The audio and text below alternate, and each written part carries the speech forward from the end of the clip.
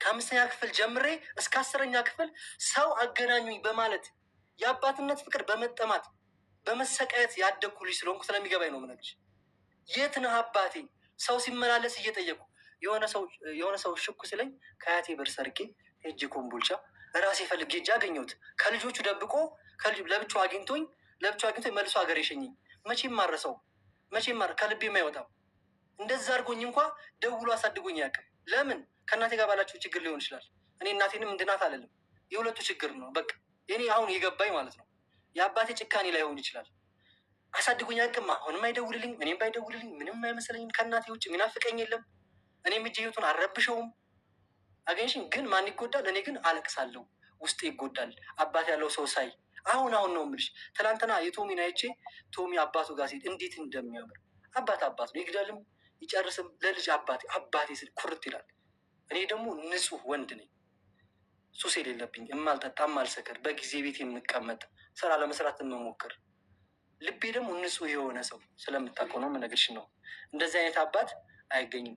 አባት ብዬም የመጣሁትም እሷ ልጅ ልታስወርድ ስትል ዲቦ ትሞቻለሽ ወይ ደግሞ ወደፊት ልጅ መውለድ አቺም ይሄ ልጅ ይወለድ ምን ብያ ተናግረዋለቻ። ድንጋይ ተሸክሜ የዛኔ አቅም ነበረኝ። ትምህርቴንም ሰቅዬ የተመረኩት በማዕረግ አንደኛው የወጣሁት ከትምህርት ቤት ጀግና ተማሪ ከታችን ቢሆን ማለት ነው። በስራም ቢሆን አስተናጋጅ ሰርቻለሁ። ያልሰራው ስራ የለም። ግን በዛ በጥፋቴ ራሴን ስለበደልኩት አሁን ይቅርታ በቃ። በህይወት እንደዚህ አይነት ነገር ከተፈጠረ ልጄን ላሳድግ ይመረመርልኝ አባት ከሆንኩኝ ላሳድግ ብሎ መምጣትም ወንድነት ነው። ወንድነት ይጠይቃል እንጂ ድቦራ መጣ እና አባቱን አላለችኝም፣ አልከሰሰችኝም። ያችኛዋን መጣ አላለችኝም። ለልጆች አባት ነው ብዬ ነው። ስለዚህ አሁንም እኔ ለናቴ አባት መሆን እፈልጋለሁ። አሁን አልረፈድም። ካለፉት 4 ዓመታት ይልቅ የሚመጡት ብዙ ዓመታት ይበልጣል። ለናቴ አስፈልገዋለሁ። በገንዘብ በይ፣ በኢሞሽን በይ፣ ምንም ላድርግ። አሁን ይህ እናቴ እያየው ማለት ነው ክፉ ባረግሽ እንደ አንቺን እንኳ ባረግሽ ልቡ ይራራልኛል። ልንገርሽ ካወቀ አባቱ እንደሆንኩ ካወቀ ይወደኛል። አባቴ ልኝ አንድ የሚታርጊ እኔ እያወራሽ እኮ ምን ማለት ነው። ስለዚህ ለልጅ አባት ከፈለግሽ እኔ አባት ልሆንልሽ። መኪና ብገዢ፣ በሰማይ ብታበሪው፣ የትም ሀገር የዓለም አንደኛ ቢሆን የዩናይትድ ስቴትስ ኦፍ አሜሪካ ፕሬዚዳንት ቢሆን ገንዘብ ቢያገኝ ቢደላው የሆነ ነገር ይጎለዋል። አባት ይጎለዋል። ያገባሽው ባል አባትን መኝ ከ3 ዓመት በኋላ አይሰማሽም። አስረግጬ ነው የምነግርሽ። አይመለከተኝም። እኔ ስለሱ አይደለም። ግን ልጁ አሁኑኑ ያኛዋ የእንጀራ አባቱ እንደሆነ አውቆ አሁኑ በዚህ ጊዜ እኔ አባቱ እንደሆንኩኝ አውቆ ሲፈልግ እያዝናና ነው። አንቺ አትምጪ እኔ ላዝና ነው። ከቻልሽ ግን እኔ እናዝናና ያልኩት ከአንቺ ጋር መዋል ፈልጌ አይደለም። ከአንቺ ጋር መዋል እንደማልፈልግ ታውቂያለሽ። እናዝናና ያልኩሽ ለልጁ ነው። ገባሽ? እኔ እና አንቺ አብረን ስንሆን ሳይ አባት አለኝ እናት አለኝ ይላል። ትምህርት ቤት አይጎዳም ብዬ ለምኜሻለሁ ዲቦ። እኔ ሳወራሽ አፋፌን እሺ ላዳምጥ እችላለሁ። ሀውዬ አዳምጣታለሁ 40 ደቂቃ የራሴ ጉዳይ ሳታዳምጥ ይዘግታል። ይሄ ነው እየሆነ ያለው። ስለዚህ ዲቦ ታይ አንቺ ከዚህ ነገር ውጪና ናቲን በቦቷ በናቲ አንደበት እስኪ አሁን ናቲን ሁኝ። እስኪ አንቺ እስኪ ናቲን ሁኝ። ናቲ ገና አንድ ውጭ ልጅ ነው ያለው ጀግና እናት ስላለኝ እኔ ደግሞ ለልጅ ጀግና እናት ሆንኩኝ። አዳምጪ። አዎ እናትሽ ያሳደገችው እሷ ናት። አታውቅም። ለልጁ አንድ ምግብ ሰርታ አታውቅም። ሀቡ ሳልመልስልሽ የቀረው ደግሞ ትምህርት ቤት ናቲን ሰኞ ቀን ትምህርት ቤት አድርሼው እኔ ኑቲ ጋር ዳሎል ኢንተርቴንመንት ኢንተርቪው ኑሮኝ የእናቴን ልጅ ወንድሜን ማዘር ታውቀዋለች፣ ስሙን ትናገር። የእናቴን ልጅ ወንድሜን እኔ ቀረጻ ላይ ስለነበርኩ ደውዬ ዳጊ ልብሱን አጥቤ እግሩን አጥቤ ካልሱን ምሳቃውን አስሬ ትምህርት ቤት አድርሼው ከሰዓት ቀረጻ ሄድኩ። ወንድሜን ታውቀዋለች ማዘር አላውቀውም ካለች ዳግምን አላውቅም ካለች ተፍረድ። ወርቅ የሆኑ ቤተሰቦች አሉ የተከበሩ፣ ምንም ነገር የሌላ ታውቀዋለች ማዘር። እሱን ልኬ ነው እንግዲህ የተከለከልኩት። ወንድም አይውሰድ እህቴ መታ ትውሰድ የተባለው። እንደዚህ ነው የምታደርጉት። እህቴ ታከብርሻለች። ቤተሰቡ ዘር እንፈልጋለን። ዘራችን እንዲወድቅ አንፈልግ።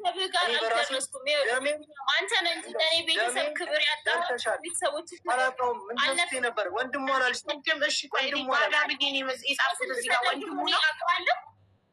በስልክ ተደውሎ ያውቀዋለሁ። ማንስ ቢሆን ማዘር ትናገር እያለ ነው የባለቤቷ ወንድም ነኝ እየተባለ ነው። እና ሰዶይ ሲባል እኔ ባለቤትም የለኝም የምን ባለቤት ወንድም ነው። ስለዚህ የተሳሳቱት የባለቤቷ ወንድም ነኝ ማለት አልነበረበት። የልጇ አባት ወንድም ነኝ አጎት ነኝ ለምን አላለም? ወንድምክ ለትምህርት ቤቱ? አረ የእሷ ባለቤት ምንም አይልም። በቃ እኔ ዳጊን ስለማ አይልም እንደዛ። እሱ የሚለው የወንድም መምህሯ ያለችኝን ነው። ማዘር ታውቀዋለች። ዳጊን አታውቂውም? ማዘር ይመለከተኝም እኔ ለእኔ ማዘር ለዛ እኮ ነው አንቺ ያለሽው። ሀቡዬ እንድትሰሙ የሚፈልገው ዲቦራ ያለችው የራሷ በቀል ላይ ነው። በቃ የራሷ አልህ ላይ ነው። እናት እኔ አሁን እሷ በምን ልጉዳው ነው? እኔን ደግሞ እኔ ልጅ ስለገፋሁሽ አነት ባይዘወይ ማለት ነው። እንድታቁን የሚፈልገው እኔና ዲቦራ እግዚአብሔር ምስክርን 1 ወር ፍቅር ኖሮን አያውቅም።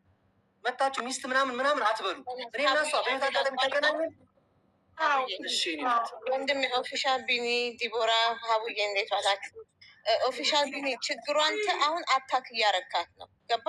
ሴት ልጅ ወልዳልህ በቃ ማክበር አለብህ። እኔ በእውነት እረዳሃለሁ። እኔ ከመጀመሪያ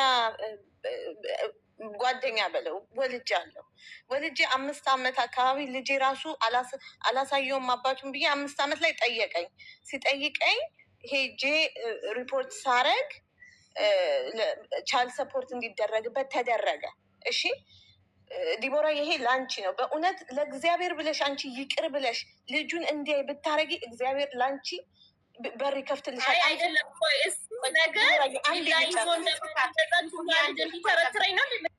የኔ እህት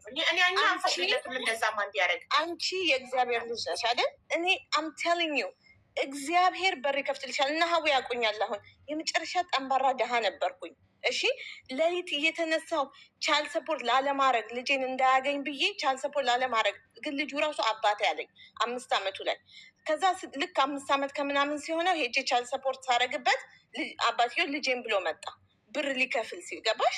ከዛ መጣ ክፈል ተባለ 900 ምናምን ብር ክፈል ሲባል $1 ነው የምልሽ ክፈል ሲባል አልችልም አለ። እኔ በጣም ነው የምጠላው። በጣም ነው የጎዳኝ። እርጉዞኜ ነው ትቶኝ ሄደው። እንግዲህ አስቢ፣ በአሜሪካ ምድር ነው ማውራሽ። ትቶኝ በቃ ሄዳለሁ አለ። እሺ ሂድ። እርጉዞኜ ጥሎኝ ሄደ። ከ5 ዓመት በኋላ ቻይልድ ሰፖርት ሳረግበት ተመልሶ መጣ አይደል? ከዛ ልጁ አባቴ ያለ ለዛ ብዬ ነው እንዲገናኙ ያደረኩት። 900 ምናምን ብር ክፈል ሲባል አልችልም አለ። ክፈል ሲባል እኔ ችግር የለም ስንት ነው መክፈል የምችለው ሲባል 400 አለ። ችግር የለም ሂድ አልኩኝ።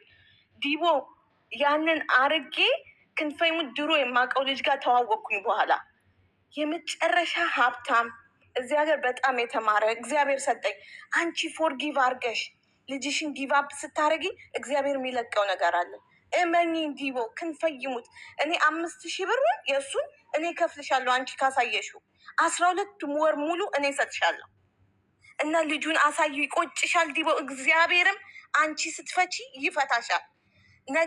ጥሩ ነገር ይመጣልሻል። እመኝኝ። ከሱ ጋር እልህ አትገባቢ። ልጁ አሁን ይሄ ልጅ እኔ የምልሽ 13 ዓመቱ ነው። አባቴ እንደዚህ እንኳን ያርግልህ አባት ስለው አባቴ ይለዋል። የሚገርምሽ በወር አንዴ እንኳን ቢተያዩ ነው። አሁንም ልጅ አባቱን መጠየቁ አይቀርም። ዲቦዬ ዛሬ ብትፈቺ ነገሮች ከእግዚአብሔር ፊት ይፈቱልሻል። እኔ ስለተፈታልኝ አሁን ቁጭ ብዬ ነው በሀብታም ተይዤ የምኖረው። እና እግዚአብሔር ይለቅልሻል። እንደው በእግዚአብሔር ነው የምልሽ። ዛሬችን ምክር ሰምተሽ ብትሄጂ በረከቶች ከላይ ይለቀቃሉ። እሺ እኔ ደግሞ እሱ የሚከፍልሽን ኤቭሪ መንዝ ልክልሻለሁ። ልጁን አሳዩ። የኔ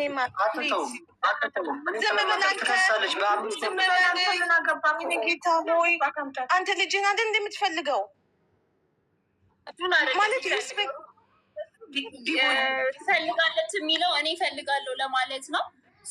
ክብሪትዬ ቴንኪው በጣም ነው የማመሰግነው ስለ መልካም አመለካከትሽ። ግን እኔ ገንዘብ አያስፈልገኝም፣ የማንም እርዳታ አያስፈልገኝም። እኔ ራሴ ልጄን ሰፖርት አድርጌ ማሳደግ እችላለሁ።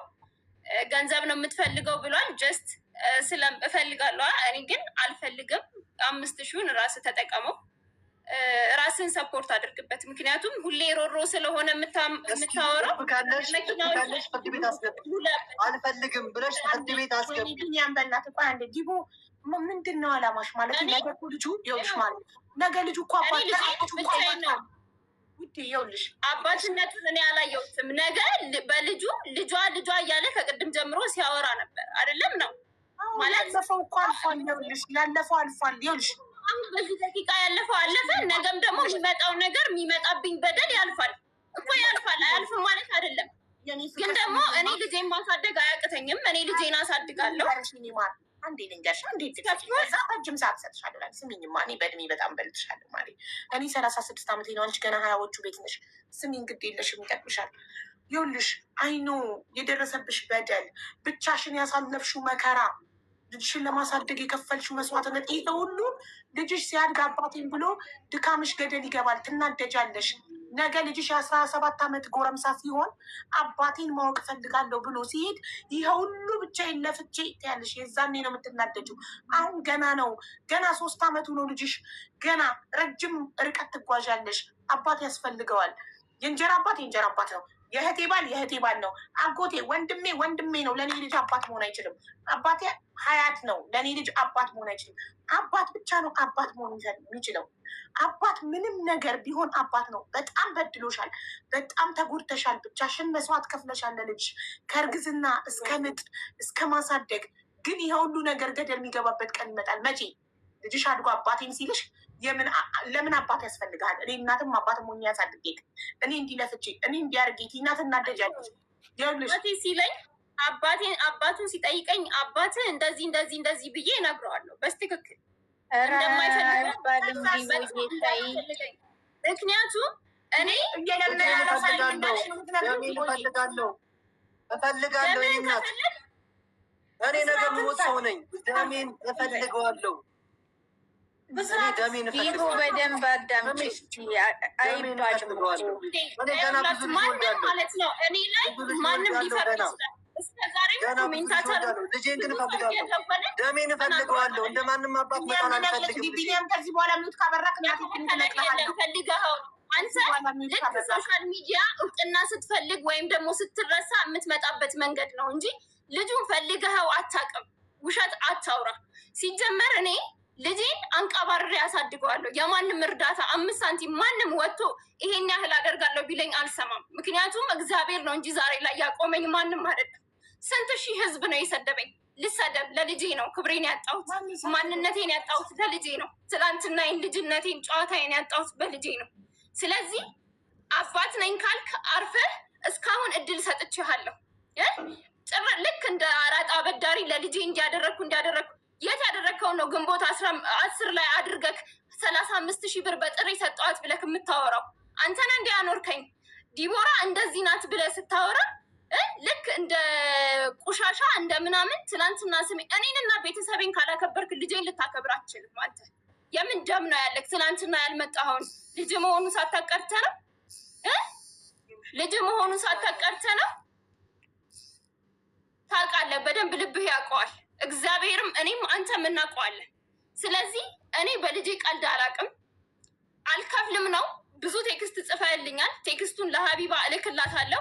ስለዚህ አባት ብቻ መሆን አትችልም። አንተ እየመጣክ እኔን መበዝበዝ አትችልም። ከህይወቴ ውጣ፣ እስከ መጨረሻ ውጣ። ህይወቴን ለማበላሸት ነው። አንተ ገና ልክ አሁን የሆነ ስራ ስሰራ ይመጣል። ዲቦራ ስሜን አትጥራ፣ በቃ ቤተሰቤን አትጥራ፣ አጠገባችን አትድረስ፣ ሰላም ስጠን። አንተ ከመጣክ ነው ሰላም ያጣ ነው።